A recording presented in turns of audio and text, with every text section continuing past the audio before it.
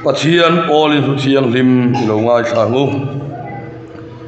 rom khuami te ne na tir ko pol le khathon mungru sangli chuwangin athina baptisma kan sanin ane na phum vein kanom paro puinain mithi singa ta Krista kai thong khan keini po nun na tharin kanom theinan Korin khuami te na tir ko pol le khathon bung som le panga le khathon pakhat na bung som le panga chang som ni pani Adama chuan mi zong an thi nang hian Krista chuan mi zong ti nunin an omang chang som li panga Korin thon khat bung som panga chang som li panga sutiang bokin mihring masaber chu Adama chu minunga loni ti sia khani Adama nu nung zok chu nun na petu tharau aloni Petra le khathon pakhat na bung khat chang som ni pali le som ni panga mi zong lo bet angan ni a an ro puina zong po lo bet parang ani lo bet chu avoya apar chu atla a lalpa thuira su tuani na omrengang ti ani sia chu ani san sing thathu an khil cheu kha athu kan siarte lalpan kan satan malmin som sarro se pathian ne na sarmon te lana chongchai turin tlangwal lal ruat kima ilo somang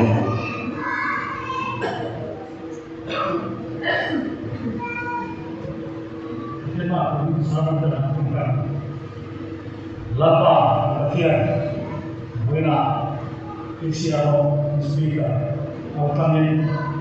itu hangau dia terautan di turun soi ya kan mai mana suam song deh klosa dia hindung mai terautan di asuan siapa nama siapa dia klosa itu tuan làm chuyện con phố thì cái đồ lên với này cũng cần phải khác đây mà cũng bắt là dễ từ đó xuống là dễ thì cũng tên nắm mà với là cũng cần phải khác đây còn giờ đó ta mà mình sổ dễ chú cái này đưa chú nên là phải sử dụng làm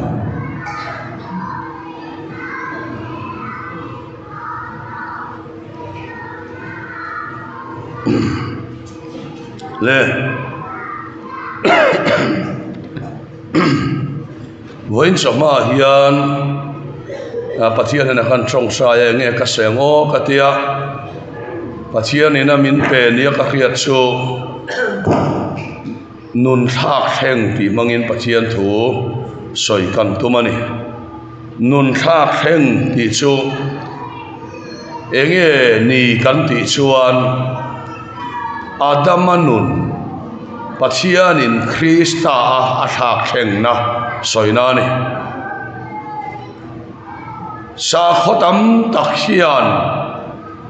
eden atanga bo cheto mihring nuna hi siam thattumin theito panchua Christian na chuan athak theng ani siam chale thak theng ai nang lova chawang chuan Paul ateina nun an soi reng hi repair om ve mi alwa thak theng vekania amero so Christian te abikin miso te han ti ta ila sar kala khan ti sim deu ta ila hi chuan pathian thu kan lo sam chan ber kan Christian heti aniam chan ber ni ka kiat so Christian na thulai ril takahi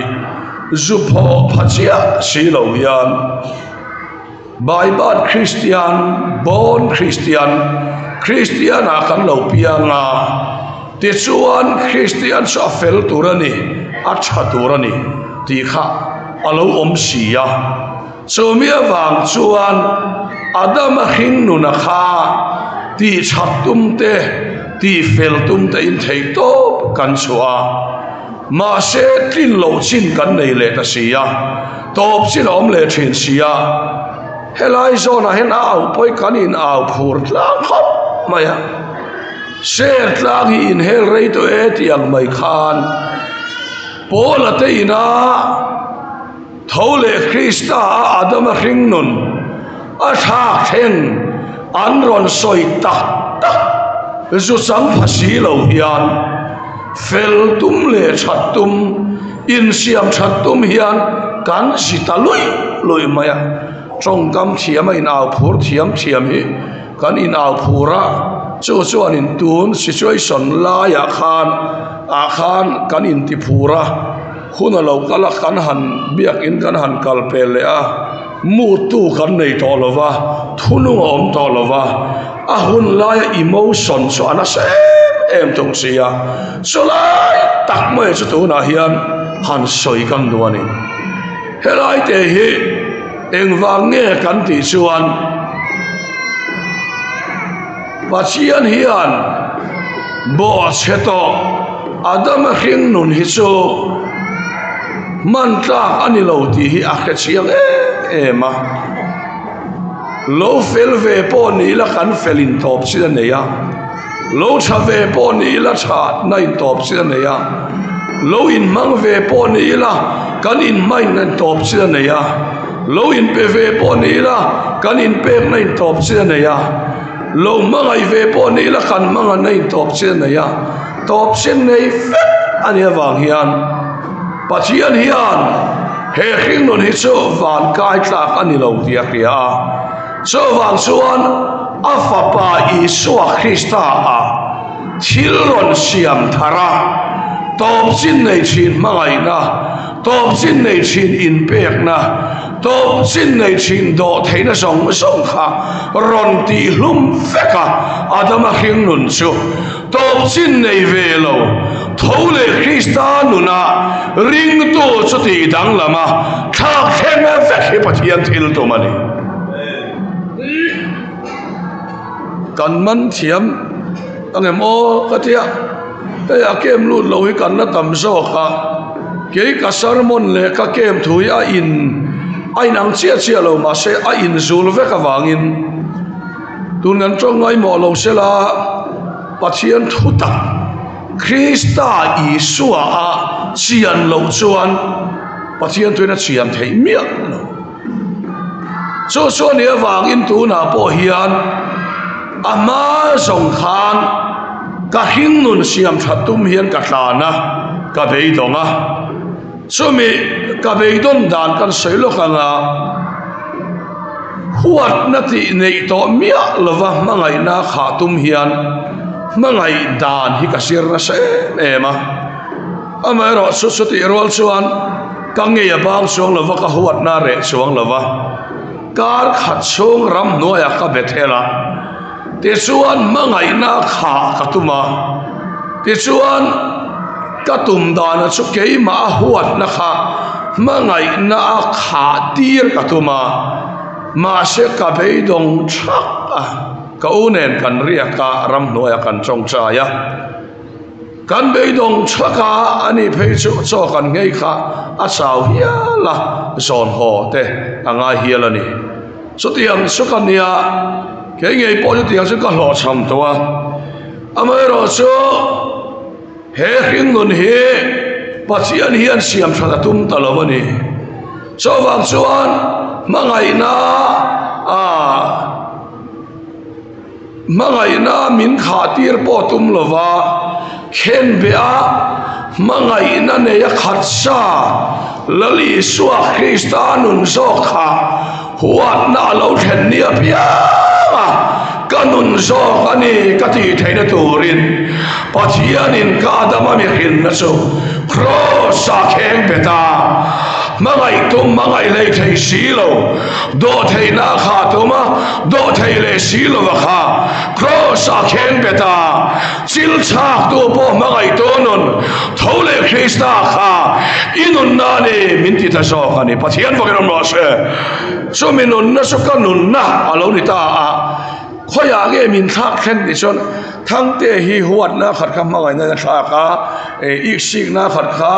do thei noi na thak ni lovin ke ma kha Krista a min thak khen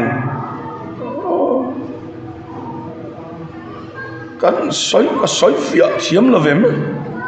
nang ma kha in thak khen tum ma la ilo sam se don Pathian in mi hring a thak khen lova Krista a thak khen ani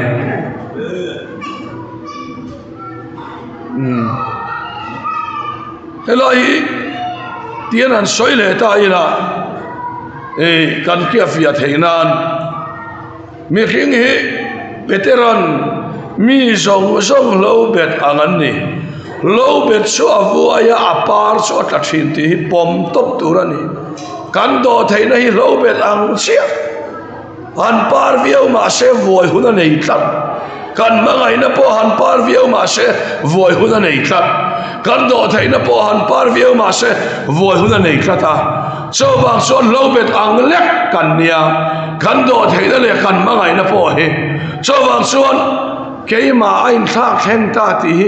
kan la khe lo reng tun theng hian thang te ami do thei lo chin kha do thei nan ka khat ta ti trong kam chuang mai ani ka kha hi kala khe lo reng do thei na ka kha hi do thei na khat thei lo thang te hi kheng beta chil chak tu po do to thole nu na kha min tha pheng nan al para bang so ka le khoi age min tha pheng ke ma ni lovin Krista in fiati chon fein tia abo chu sipai bo in bang mat khalai te kha poi mo tu na hian boi thak ka ti em chu sa khodang le la kani dang re Krista tel lo dang lam kan tum te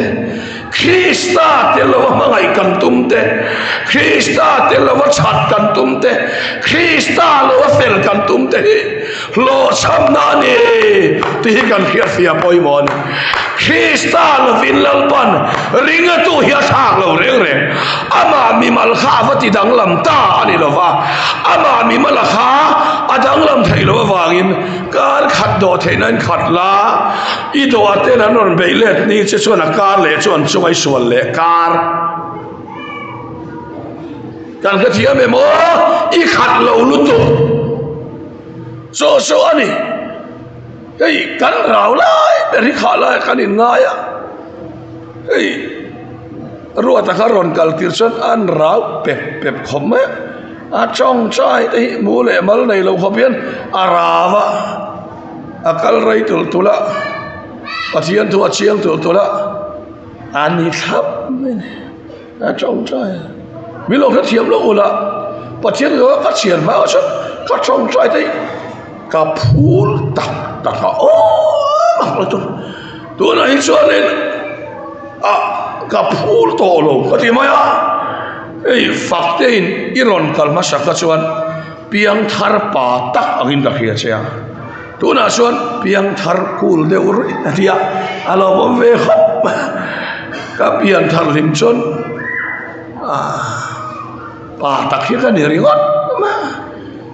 ma ngai na kha ka tum po le huat na lo theng le si kha lai chu ka nei nge ma ya be thel lai te tharawin min pol lai te chuan huat na nei thei to lo ang mai yan ka moya chuan huat na ka nei thei to lo ni tharawin na huat na nei thei to lo mi siam ai hi tu me mo ka te alo tum reng lo ma ya huat na ka nei thei siam min khia tira ti chuan huat nam nei thei mi hringa kha crossa kheng beta huat na nei ve lo thole nu na zo kha kalu na tan ka man tori min beta zo ka ne ani rai helai ka pi te chu an chiang an khiver per mai ti kan in hadam sai mai don ne a Pathian hian mo min thak leng nei chian a poi mo khomaya ani sai maya te khinan tian han soi ta ina do thấy nó thế bỏ hi thà ra vì nó mình bỏ lại chọn ye cá bỏ sẽ đi là mình sẽ lo vắng tiếng mấy gần nè mà sẽ cá bỏ sẽ đi là mình sẽ lo vắng tiếng chun khá rèn cái lâu mang bốc xí lo va khát tiếng khát rèn tur khá hà thấy cho này har lu tu hà thấy cho nó har mấy mà hiện dài đâm đủ phía à hà bia căn thiên sẽ đua bị ngã cái soi hi cả cái rèn chín thôi soi rong bò nó cậu thằng hậu phù rịt nền rong bò nó phù rịt nền á hắn bị tắc cái chân thiên tây sẽ đua cái này ở đây hi cả cái rèn chín thà ra và mình ăn bò lại thì chuan căn dài đâm căn thiên ur thầy đó rồi mà căn tim ấy mà sẽ bắt chia nên cho tiếng số lâu tụm mía alo thiên ur mang cái này thì mình khiết đi ra thiên ur mang à khá lâu repair thế này lâu thà ra vì nó thì trộm bọn nó bong lệ gel thầu á mình bỏ lại chỉ hi căn trộm lại mình bỏ lâu hơn căn sập hơn cái thiểm mà hiểm su na mình bỏ lại hi căn trộm lại mình bỏ lâu hơn đi căn sập hơn là niệm à mình khi đi xem chặt thế này lo repair ngang bỏ tung mà sẽ thôi xong lối xong khan mà nó bé cái là xem chặt sâu là và mình bé cái là xem chặt sâu là tôi bồi sen vuông sẽ là xem chặt sâu là thiếu mà cái là xem chặt sâu là Jordan lối vuông sẽ là xem chặt sâu là lalpan xem chặt tung là thang thế là rồi sẽ khen bé lo thang đã tan ada mà nó thâu lên rồi thì mình phải cho cái này và hành động làm tắc em lalpa cái song khá lại cho vật cha bỏ lại cho vật thiêng liêm cái này bỏ lại vật huat na khát cái này thì ta cái lek khen bê tăng lek cái lối à thâu lên Krista bỏ lại lâu lại ông về lâu nun đang làm bèn lên nun rau bụi bèn cho kalau là ta mình bê ta cái vàng lon thâu cái là che kan lâu thì ta này lại để cho alo em rong bol tu ron lut tam phei ula chon chumi khami apply dan supply khachung la minati thale zualanga hey supply reng hi akem par azir hian ni veya zo in mi an ni chuan ma ngai na le rui lo ti mi ni chon ma ngai na aron tana em maya rong bol tu rol an ni chuan athua kha aron ril le tlap maya pathian hậu sắc đàn chú này mấy chú vàng chuan drug addict hậu lệ chú ngồi với hậu khán vàn này lệ rong bol tu ron lút tam ula cái mà alal pan adahi in ron sor chua kanga thì chuan chú mi in sor chua chuan an thì chắc lệ zua lần châu nga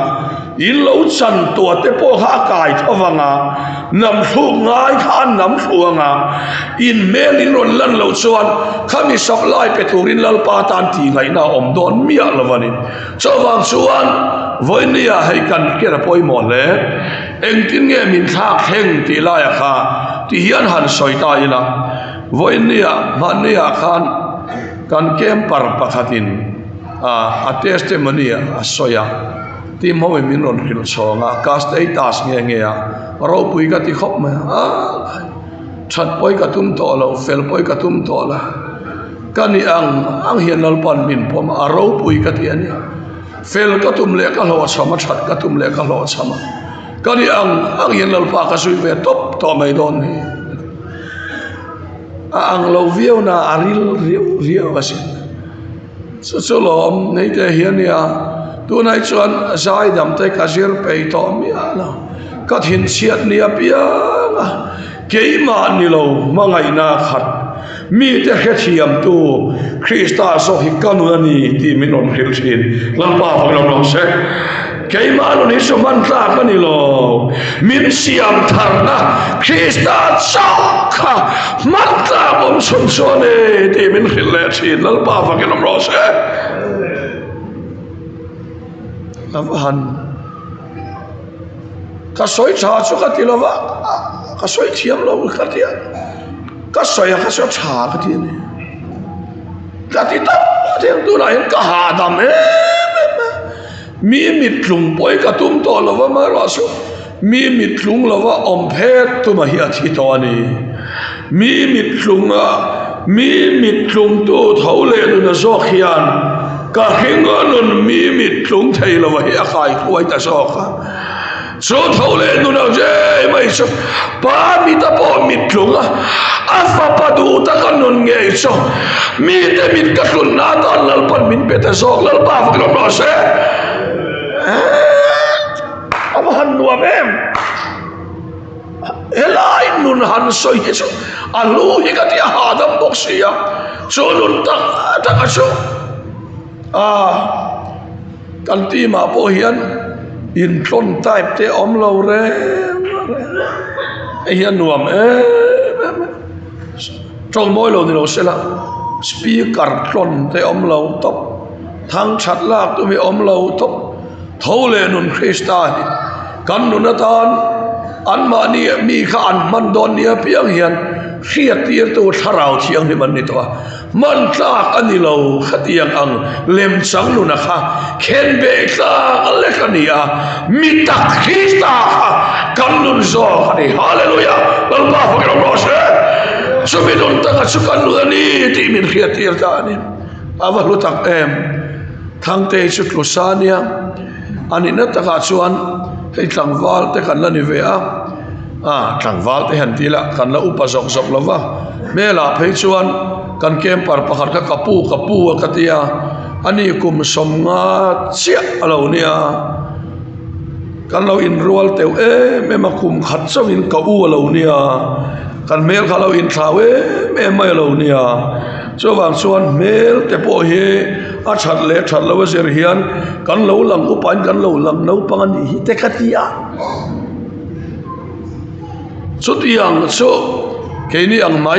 mai po hi khatiang ang thlem na chi rang po hi kan tok ve tho ma se hei hi chuan me tha lo te rang tu a tha te a on nal du mai ni ma se on ve lo tho le nu na kha kanun zo kani lal pa fa kan no se khata khan kan lo mai kha lo min kha hei hi che lo se kha ngai na alo chop alo se maya crosa khen beta atha na la fa panun nahi min peta ni social pa kanun nani kan lo tita kan sia kan hia Krista kan nu la thiang him sia kan hia kan bol lok sia kan hia thole nun fat kim sia kan hia kan fat kim lo sia kan hia kan nu la Krista fat kim na min khoi lo thin lal pa fakram lo se chuan nun thil ti thei thole nun chuan lal pan min han thak thleng ani awan lu tak em he nun chu amain khongai a chang le he nun manin khongai hi a khen be tlak le kani ti kan khia manin khongai ve lo midang ta na tuar ral roi po huam tu thole nun so ka kha manin khongai tha khen na tan lal pan min pe ti kan han phele ta se la en ki ma hi tha khen ta thil hui te suan ral ta ngai te walo thar ta lal pa fa gram lo se mual phau la va kha aten o me mai ro pu ya du wang mai ni mual phau lo chan hi ti min han chui suak le mual phau kan lo cham te po he ro pu lo kan lo wang mai ni thang te hi ro pu lo chu ve le thin a che mai khen be ta ka ni wa ni khen be ta crossa ami te ta na sang phara mual phau sarwa ka khen be du so kha kan nu na ni ti kan lo hele ta lal pa kan no se so thau le nu na chuan kan nun hi adama ring nun kha ron thak thleng ta ni chumi nei tu chu kan ni ti hi khria ila i mang pop te hu a thu kan soi te lalpan kan sa tan mal som ro se